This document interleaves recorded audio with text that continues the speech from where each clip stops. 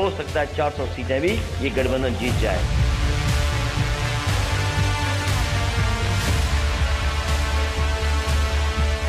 वंशवाद और परिवारवाद की राजनीति करने वाले सामाजिक न्याय के समर्थक नहीं हो सकते।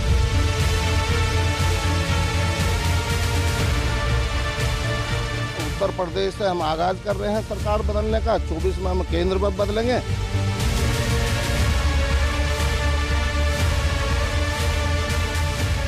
आपने ऐसे खूंखार अपराधियों को अपने गठबंधन से टिकट क्यों दिया?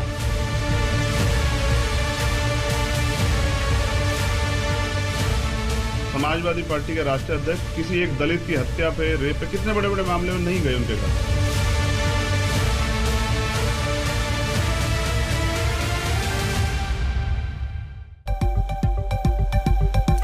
नमस्कार, आप देख रहे हैं आज तक, आपके साथ मैं हूं अर्पिता आर्य। अब से थोड़ी देर पहले चंद्रशेखर आजाद ने प्रेस कॉन्फ्रेंस की और एक बड़ा धमाका कर दिया उत्तर प्रदेश के लिहाज से, जहां संभावना ये थी कि अखिलेश के साथ आ सकते हैं वो, लेकिन उन्होंने समाजवादी पार्टी के साथ कोई गठबंधन नहीं हो रहा है इसका ऐलान बाकायदा प्रेस कॉन्फ्रेंस करके कहा। और क्या कुछ कहा, हमारे सहयोगी ने बात की, सुनिए जरा। अब से पहले मैं खड़ा हूँ, नहीं आजाद समाज पार्टी का गठबंधन सपा से नहीं होगा।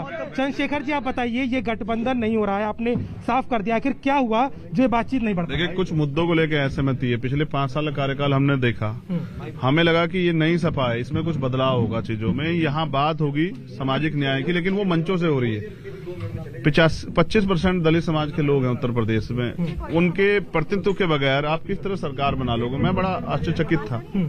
1 महीना 10 दिन से हम लोग लगभग बात कर रहे हैं और प्रयास किया गया कि बहुजन एकता बन जाए। आप देखिए, अभी तक प्रत्याशी डिक्लेयर नहीं किए। अब पिछले 1 महीना 10 दिन से हम प्रयास कर रहे हैं कि एकजुटता बन जाए, बन जाए, बन जाए। हम उनके विश्वास पे खड़े हुए थे, विश्वास करके खड़े हुए थे। कल वो विश्वास जो है उनकी तरफ से ऐसा लगा कि तोड़ दिया गया है। ऐसा क्या हुआ? आपने क्या सीटों की मांग की थी या वो आपको लेना नहीं चाहते? देखिए, लड़ाई प्रतिनिधित्व की है, जिसकी इतनी संख्या बार उसकी हिस्सेदारी बात सब। मैं मान्यवर काशीराम साहब को नेता मानता हूँ। आप ये बताए, काशीराम साहब को तो बीजेपी राष्ट्रपति बना रही थी, वो तो नहीं बने। अगर सत्ता और सीटें और भागीदारी की बात होती तो यहाँ बहुत सारी पार्टियां चुनाव लड़ने के तैयार हैं, लेकिन मैं समझता हूँ कि अखिलेश जी को जरूरत नहीं है। अखिलेश जी के लिए मेरी मंगल कामनाएं, खूब मजबूती से अपना चुनाव लड़ें, हम अपना चुनाव लड़ेंगे। आगे कैसे चुनाव लड़ेंगे? आगे किसको सम्मान करता हूँ? आगे कैसे चुनाव लड़ेंगे? किसके साथ जाएंगे? बताएंगे, 2 दिन में बता देंगे। क्या दलितों को लेकर लड़ाई तेज हो गई है? बीएसपी तो खाना खा रही है, बीजेपी के नेता तो खाना खा रहे हैं, पार्टी को बहुत बड़ा। बीजेपी के नेता खुद मुख्यमंत्री दलितों के घर में खाना खा रहे हैं, दलित का वोट तो आज भी अछूत मानते हैं, तभी तो खाना खा के दिखा रहे हैं। वो किसी ब्राह्मण के घर खाना क्यों नहीं खा रहे हैं? किसी ठाकुर के घर खाना क्यों नहीं खा रहे हैं? वो ये बताना चाह रहे हैं कि आज भी अछूत है। और देखिए, हम इनके साथ खाना खा के सम्मानित कर रहे हैं। मैं बता रहा हूँ, दलित बुनियादी रूप से रीढ़ की हड्डी से अपनी रीढ़ की हड्डी मजबूत करके खड़ा हो गया है और वो अपनी लड़ाई स्वयं लड़ेगा। आगे की क्या रणनीति होगी? किसके साथ जाएंगे? अकेले लड़ेंगे? प्रयास ये है कि जो बिखरा विपक्ष है उसको एकजुट करके तीसरा मोर्चा बनाए। उत्तर प्रदेश अगर ये नहीं हो पाता तो बीजेपी के लिए एड़ी चोटी का जोर लगाया जा रहा है। दलित वोट बैंक की गारंटी के लिए ही कल सीएम योगी दलित के घर भोज पे पहुंचे थे।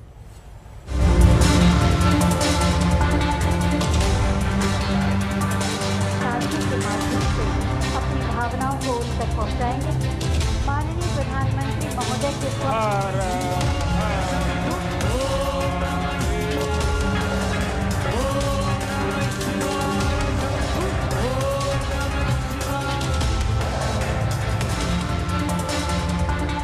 यूपी में दलितों को सियासी अहमियत देने का जो सिलसिला मोदी ने शुरू किया, अब वो योगी के जरिए आगे बढ़ रहा है। यूपी चुनाव में बीजेपी को दलित वोटों की बेहद दरकार है।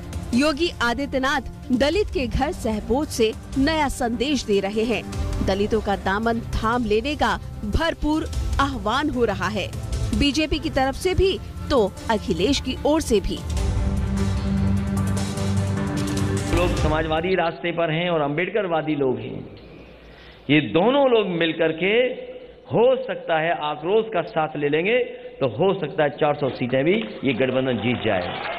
अब साइकिल का हैंडल भी ठीक है और दोनों पहिए भी ठीक हैं। अब और पैडल चलाने वाले देखो कितने हमारे नौजवान साथी दिखाई दे रहे हैं। अब कोई नहीं रोक सकता रफ्तार को। जब समाजवादी और अंबेडकरवादी साथ आ गए तो कोई नहीं रोक सकता। जो लोग गरीबों का हक छीनते थे, डकैती डालते थे, पेशेवर अपराधियों को अपना शागिर्द बनाते थे, जब वे पेशेवर माफिया और अपराधी प्रदेश के अंदर गरीबों के मकानों पर कब्जा करते थे, दलितों की बस्तियों पर कब्जा करते थे, बुलडोजर चलाते थे, उनकी जमीनों पर जबरदस्ती उन्हें हड़पने का कार्य करते थे, तब इन लोगों की कहीं से मुंह से आवाज नहीं निकलती थी। यूपी चुनाव में इस वक्त पिछड़े और दलित वोटों को लेकर जबरदस्त दंगल हो रहा है। ये महज संयोग नहीं कि जब लखनऊ में स्वामी प्रसाद मौर्य जैसे बड़े ओबीसी नेता समाजवादी पार्टी में शामिल हो रहे थे, तो योगी आदित्यनाथ गोरखपुर में अपनी ही पार्टी के दलित कार्यकर्ता के घर सहभोज में सहभागी बन रहे थे। स्वामी प्रसाद मौर्य के साथ कुछ और पिछड़े नेताओं के साथ आने से समाजवादी पार्टी को लग रहा है कि जातीय समीकरण में वो बहुत आगे निकल आई है। सरकार बनावे दलित और पिछड़े और मलाई खावे वो लोग अगड़े 5% लोग। मैं कहना चाहता हूं,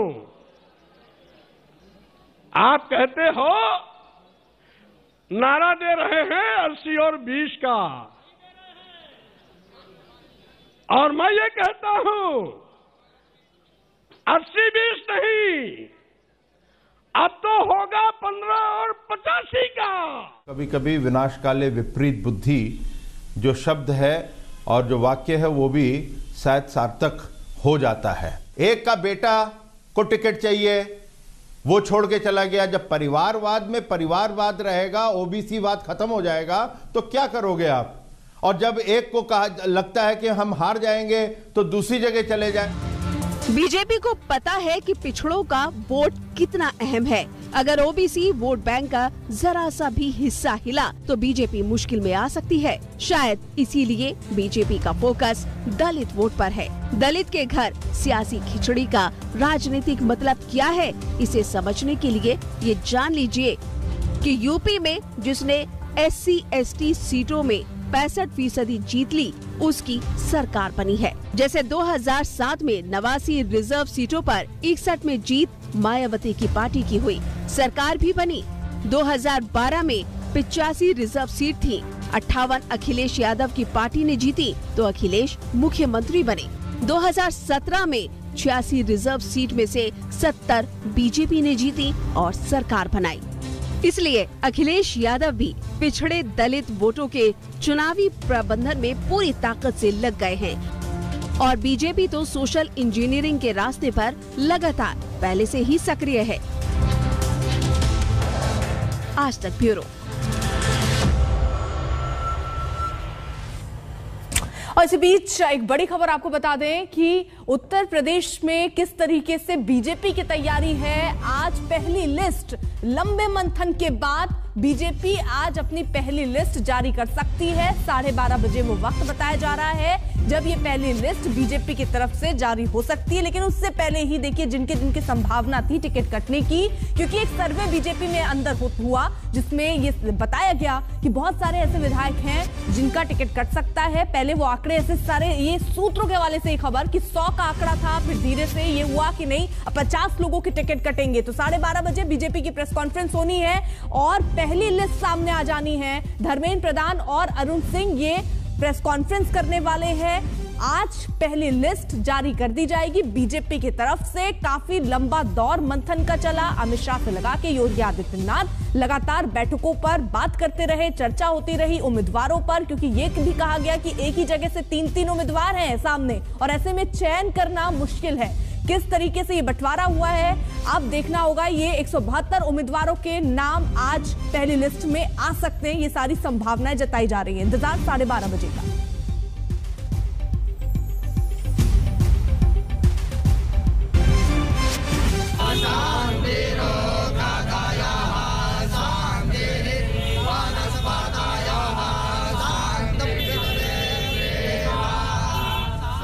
अयोध्या बाट जोह रहा है, इंतजार कर रहा है उस फैसले का जिसमें योगी आदित्यनाथ के वहां से उम्मीदवार बनने की मुनादी होने वाली है। 2 दिनों में बीजेपी की पहली लिस्ट सामने आने की संभावना जताई जा रही है। अब खबर यह है कि आज किसी भी वक्त बीजेपी की पहली लिस्ट जारी हो सकती है। पहली लिस्ट में बीजेपी 172 उम्मीदवारों के नाम जारी कर सकती है। अपना दल एस और निषाद पार्टी से भी सीटों के बंटवारे पर तकरीबन सहमति बन चुकी है। पहली लिस्ट पर सबकी निगाहें इसलिए भी टिकी हैं क्योंकि पहली ही लिस्ट में योगी आदित्यनाथ का नाम भी हो सकता है। सूत्रों से तकरीबन ये पुष्टि हो चुकी है कि योगी आदित्यनाथ अयोध्या से चुनाव लड़ने जा रहे हैं। दोनों डिप्टी सीएम केशव प्रसाद मौर्य और दिनेश चंद्र शर्मा को भी चुनाव मैदान में उतारने की तैयारी हो चुकी है। केशव मौर्य सिराथू से और दिनेश शर्मा लखनऊ की किसी सीट से चुनाव लड़ सकते हैं। बीजेपी से चुनाव लड़ने वालों में एक और बड़ा नाम स्वतंत्र देव सिंह का भी हो सकता है। यूपी बीजेपी के प्रदेश अध्यक्ष स्वतंत्र देव सिंह का नाम भी पहली सूची में नजर आ सकता है। लेकिन सबकी दिलचस्पी तो अयोध्या और योगी पर ही होगी क्योंकि ये बीजेपी का इस चुनाव का बड़ा मास्टर स्ट्रोक साबित हो सकता है। लड्डू पेड़ा ये उत्सव का माहौल हो गया है क्योंकि अयोध्या वासी साधु संत धर्माचार्य हमेशा से ये मांग करते रहे हैं कि योगी जी अयोध्या से चुनाव लड़ें क्योंकि योगी जी का पीढ़ियों से अयोध्या से नाता रहा है। योगी जी के गुरु स्वामी श्री अवैधनाथ जी ने पूरा जीवन श्री राम मंदिर के लिए संघर्ष किया और योगी जी पहले ऐसे मुख्यमंत्री हैं कि जब से वो मुख्यमंत्री बने तब से लगातार अयोध्या के गौरव को उन्होंने बढ़ाया।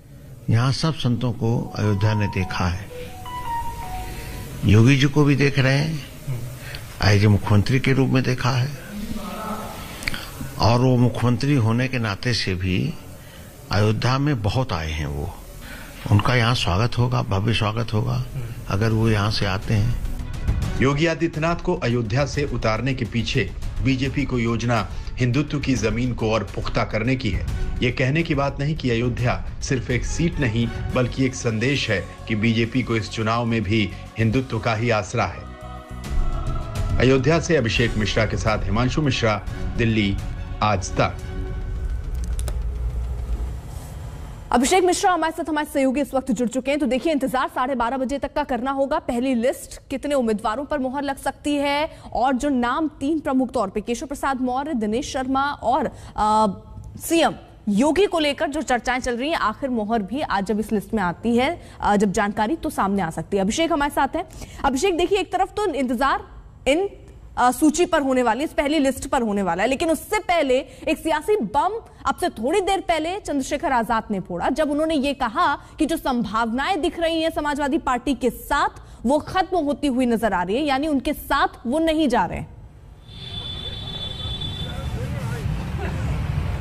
देखिए, बिल्कुल अर्पिता, आज इस बात की उम्मीद हो रही थी कि शायद समाजवादी पार्टी और आजाद समाज पार्टी का गठबंधन हो जाए, लेकिन ऐसा कुछ भी नहीं हुआ। चंद्रशेखर आजाद यहाँ पे आते हैं, उससे पहले उनकी प्रेस कॉन्फ्रेंस को रोका जाता है, इजाजत ना होने की बात होती है, फिर वो किसी तरह प्रेस कॉन्फ्रेंस करते हैं और इस बात का ऐलान करते हैं कि समाजवादी पार्टी के साथ गठबंधन नहीं हो रहा है। उन्होंने बहुत कोशिश की लेकिन कोई उनको सफलता नहीं मिल पाई और दलित विरोधी होने का आरोप वो अखिलेश यादव पर लगा देते हैं।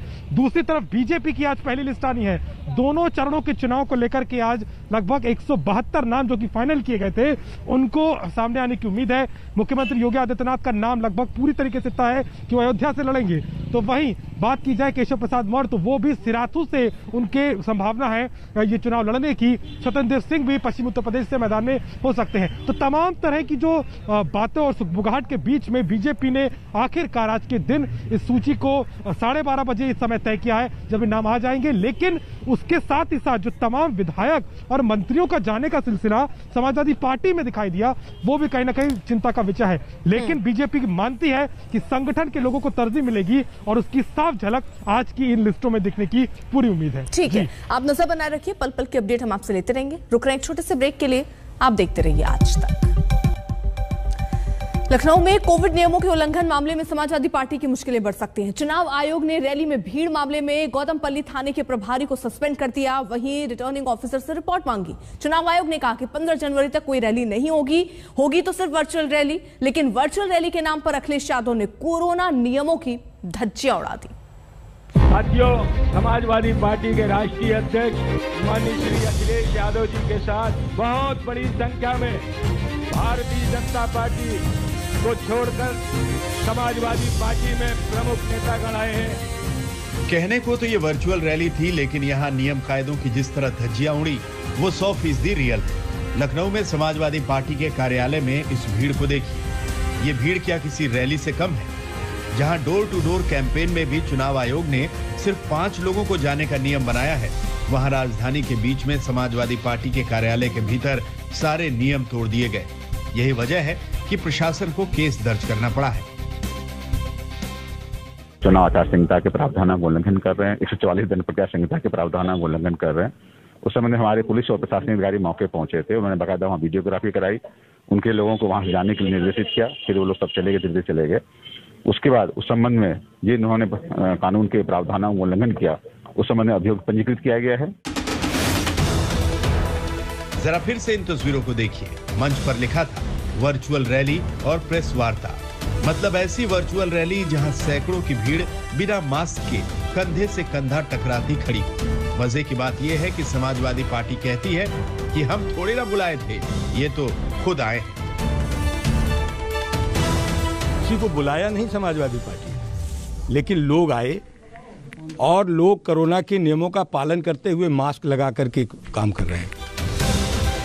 समाजवादी पार्टी के दफ्तर से निकलती हुई भीड़ को देखिए, समझ लीजिए कितने लोग थे और कितने लोगों ने मास्क पहना था। इसीलिए अब कार्रवाई प्रशासन ने शुरू की है। इस प्रकरण में पुलिस द्वारा FIR दर्ज कराई गई है और यही निर्देशित दिया गया है पुलिस के अधिकारियों को कि इसमें जो नियम कानून है उसके अंतर्गत निष्पक्ष विवेचना करते हुए नियम कानून के अंतर्गत पूरी कार्रवाई की जाए।